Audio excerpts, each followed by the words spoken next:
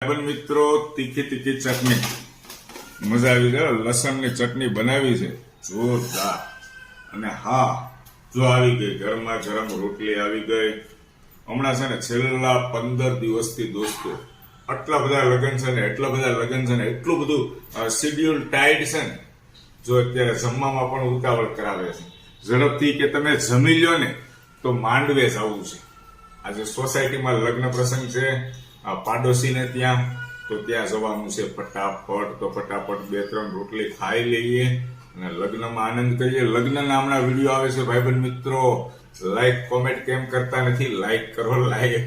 લગ્ન પ્રસંગના friend follower આપણી સાથે ભેગા થતા હોય તો એમની ઈચ્છા હોય છે કે હેતલ કુમાર તમે અમારા વિડીયો બનાવો, તો આપણે એ હિસાબે એમના વિડીયો બનાવતા હોઈએ છીએ. તો એમને પણ મજા આવે, આનંદ થાય, એમના સુધી પહોંચે.